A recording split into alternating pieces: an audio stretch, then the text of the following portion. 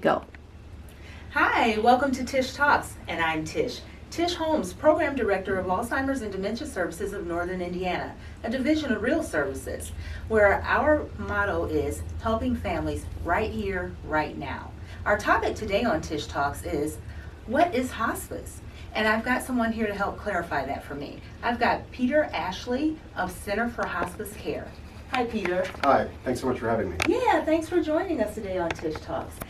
Just want to jump in here and just find out a little bit, like I said, what is hospice? Can you tell me a little bit about the concept of hospice? And for some who are even aware of it, it's a scary word. So what does that mean? Yeah, hospice care can be scary. And I think it's complicated, of course, as to why it's scary. But for many, it's based on misconceptions. So it's based on a misconception that you call in hospice when you're 2 hours from dying, or you have to give up hope or give up anything to go on hospice care.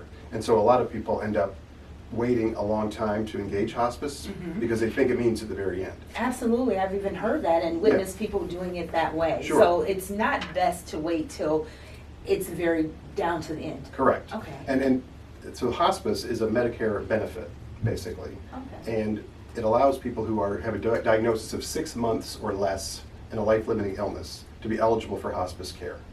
So 6 months is a pretty long time in terms of versus a few hours or a few days. Exactly when people call. Correct, Yeah. exactly. So it's important for people to call their hospice provider as soon as they have an inkling, or the doctor recommends it, or they have a sense that it's really, the person's not thriving, and it's better to do it early. Because again, if they're not eligible for hospice care, they won't be put on hospice care. It's only after two doctors certify that this person does have a 6 months or less diagnosis, and then they can be eligible for hospice care.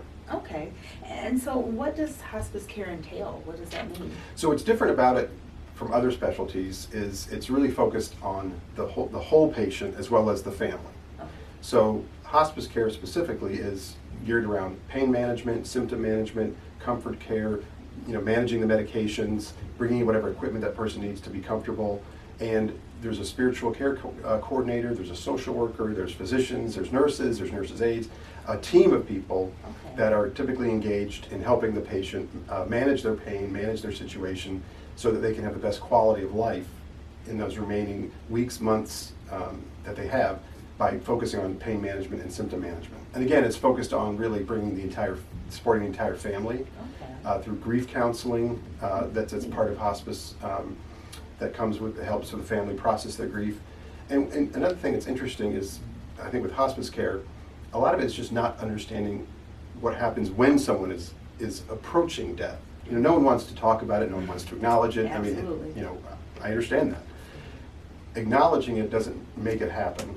And if you are engage in the process and have someone helping you understand what's happening, what's happening to my loved one now, what's the process?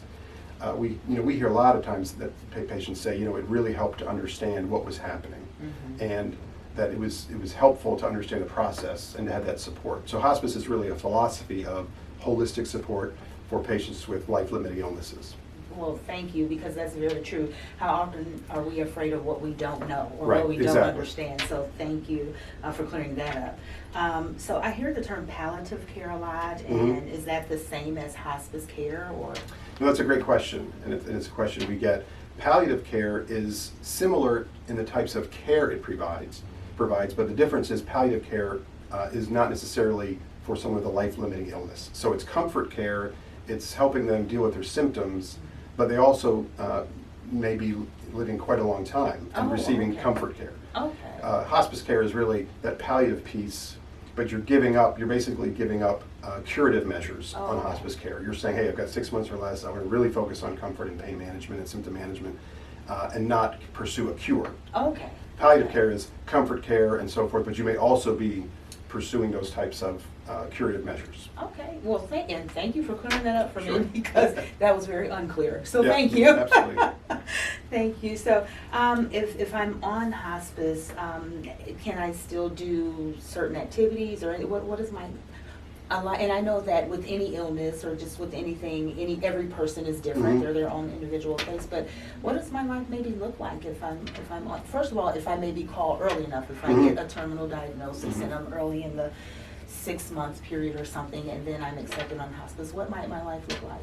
So again, as you said, it depends on the person, obviously, and the nature of the illness.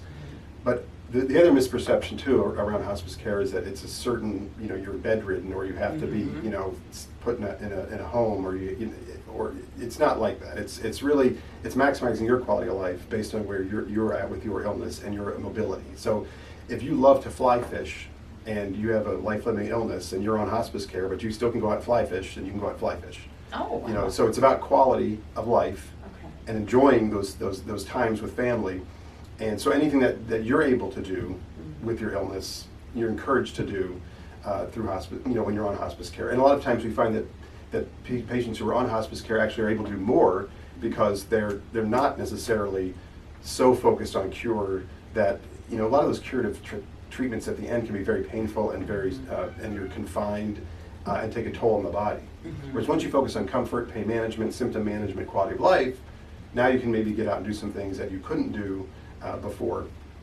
And so it's really designed to improve that quality and make sure that you have as much time to do the things that you love, to be around the people you love in that 6-month or less window. And that doesn't mean, by the way, that you may live past the 6 months and you just get recertified to stay on hospice care. And some people actually end up going off of hospice care because they recover. Oh, wow. Well, I bet you didn't know that. Yeah, and it's not common, but it does happen. So, okay. Yeah.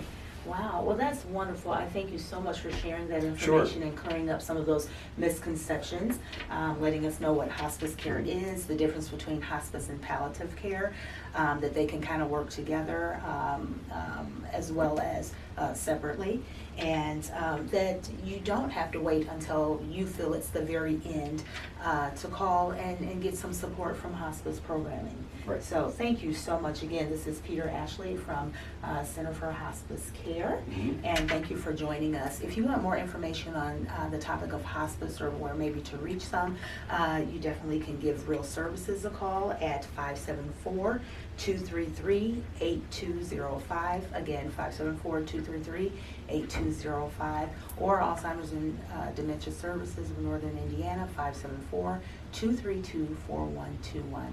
Thanks. See you next time on Tish Talks.